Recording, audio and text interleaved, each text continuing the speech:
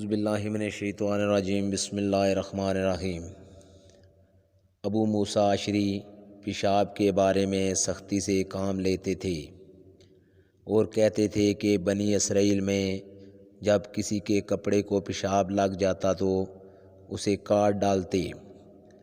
ابو حذیفہ کہتے ہیں کہ کاش وہ اپنے اس تشدد سے رک جاتے، کیونکہ رسول اللہ صلی اللہ علیہ وآلہ وسلم نے کسی قوم کی کوڑی پر تشریف لائے اور آپ نے وہاں کھڑے ہو کر پیشاب کیا۔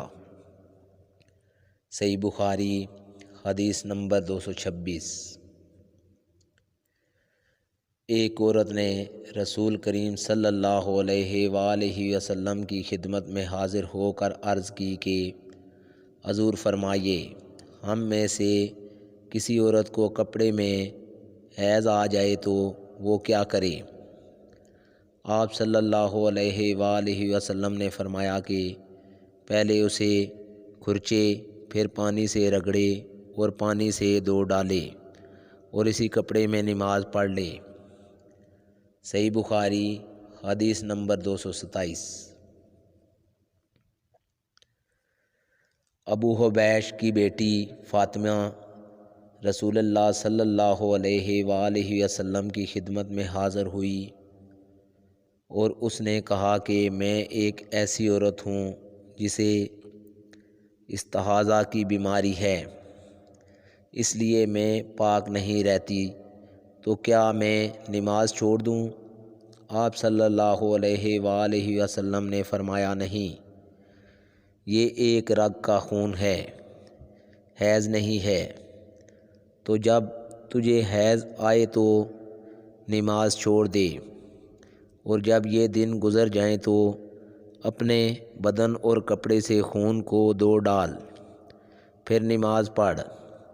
ہشام کہتے ہیں کہ میرے باپ عروہ نے کہا کہ حضور نے یہ بھی فرمایا کہ پھر ہر نماز کے لیے وضو کر، یہاں تک کہ وہی حیض کا وقت پھر آ جائے۔ صحیح بخاری حدیث نمبر 228۔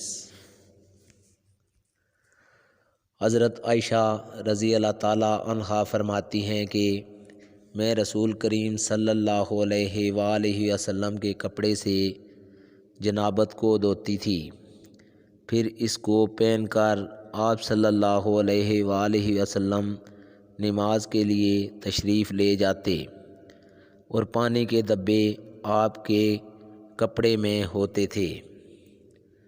صحیح بخاری حدیث نمبر 229۔ حضرت عائشہ رضی اللہ تعالیٰ عنہا سے اس منی کے بارے میں پوچھا جو کپڑے کو لگ جائے، تو انہوں نے فرمایا کہ میں منی کو رسول کریم صلی اللہ علیہ وآلہ وسلم کے کپڑے سے دھو ڈالتی تھی، پھر آپ نماز کے لیے باہر تشریف لے جاتے اور دھونے کا نشان یعنی پانی کے دبے آپ صلی اللہ علیہ وآلہ وسلم کے کپڑے میں باقی ہوتے۔ صحیح بخاری حدیث نمبر 230۔ آج کی ویڈیو دوستو اتنی ہی، اگلی ویڈیو میں آپ لوگوں سے ملاقات ہوگی، تب تک کے لیے اجازت دیجیے، اللہ حافظ۔